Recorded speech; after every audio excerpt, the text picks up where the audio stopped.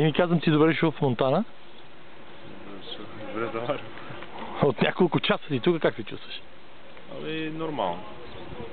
Приеха, добре наприеха момчета и общо взето обстановката е нормална. Днес мина задължителните медицински прегледи в Националната спортна академия. Всичко е нормално при теб? Да, всичко е 6. Физически се чувствам добре. Успя да си отпочинеш? Не, все още не съм, но има време. И няма време, сега започват вече, сега започва тежката работа. Да, до вечера ще се почива. Как намираш Монтана? Ами, все още не съм го разгледал града, но като тих и спокоен град, долу-горе, само за футбол. Голмайстор си на Добруджа и в топ 3 на топ реализаторите на Б група. В А група, знаеш, ще е по-тежко. А група 10 пъти по-тежко ще е от Б група. Защото са всички отбори силни, равностойни. С какви амбиции идваш на стадион Госта? С амбиции. Амбиции да побеждаваме. Всеки матч. Доколко ще се получи, ще видим на терена. Ще е голяма конкуренцията в отбора. Това притеснява ли те? Еми, колкото по-голяма конкуренция, толкова по-добре. Вече си играл в А група с екипа на Черно море. Имаш 2 гола. Ами да, но това беше преди 2 години. Мина доста време от тогава насам. Колко гола смяташ, ще реализира за Монтана? Не знам. Колкото мога, толкова.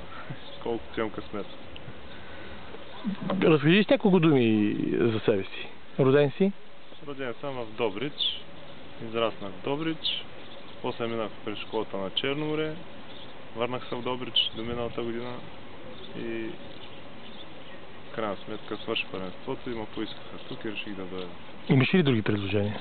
Не. Други няма. А бързо ли се разбрахте с Монтана? Ами да, помислихме го малко и долу-горе бързо. Познаваш и останалите футболисти? Няколко момчета познавам от отбора. Треньора Ферарио Спасов?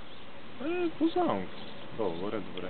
В Добруджа се получиха и сътресения относно треньор, ръководство? Не знам те да се оправят там. Аз не се бъркам в работа на хората.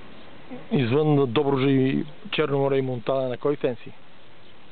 На общо взет на Милан бях, но вече на никой общо взет. При тези 2 сезона на Милан последни? Ще се вдигнат. Рано или късно ще се вдигнат. Сега започва Копа Америка, там симпатизираш ли на някой отбор? Ами кой? Мисля, че Бразилия ще спечелят, ама ще видим. А Меси и Аржентина? Меси и Аржентина на финал. Най-много, но на финал ще паднат според мен. Ти си едва на 20 години и имаш ли...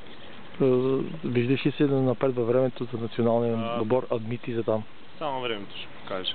Аз ще работя, пък ако преценят хората, ще ме искат. За чужбина мечтаеш ли си? То всеки си мечтае, но въпрос трябва време за тия работа. Нещо да искаш да кажеш на феновете? На Монтана?